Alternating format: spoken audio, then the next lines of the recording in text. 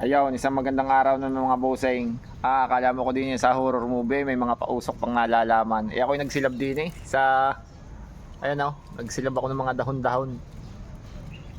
Ay ilang araw tayong hindi nakapag-upload ng video at gawa ng, siyempre, busy. May mga piyuntahan din tayo sa Batangas, may mga nilakad. At saka may kinuha na rin, kaunting bagay-bagay. Kung matatandaan nyo, noong isang araw, bali isang linggo na nga pala, nakaraan, ay binenta ko yung aking Nissan NB350. Siyempre, pag may binenta, kailangan may bibilihin. Kaya ngayon, nung mga nagdaang araw na yan, hindi lang lakad aking mga ginawa at may, siyempre may kapalit. Si Snow. At are ang kapalit. Ito ang sinasabi ko sa inyong kapalit. Hop hop hop, bulaga. Ayan.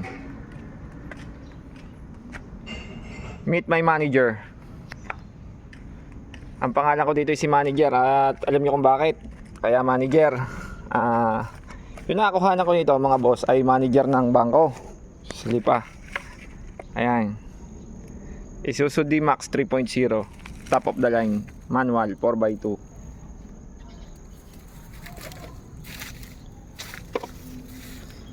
Kung makikita nyo, stock na stock pa, makinis. Bali, ang project natin dito sana sa mga susunod na araw, straight pipe muna, tapos remap para mas masarap humatak.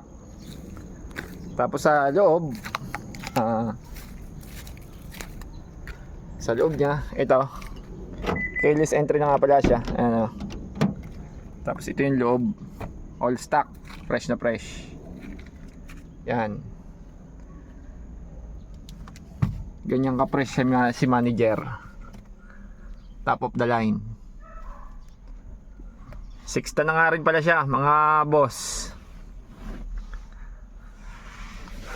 4x2. Tapos ang tinakbo lang niya, fresh na fresh para sa 2019, 48,000 km only. Ayan. Tapos dito sa unahan, ayan, halos all stock yung unahan.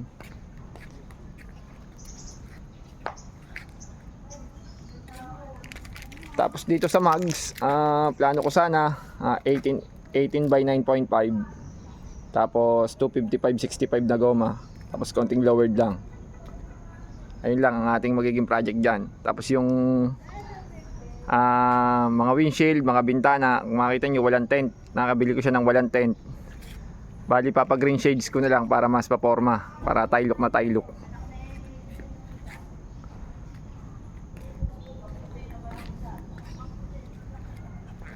So ayan, that's all for today's video. Abangan nyo lang kung paano bang magiging kuwan ko dyan, mga magiging project ko dyan.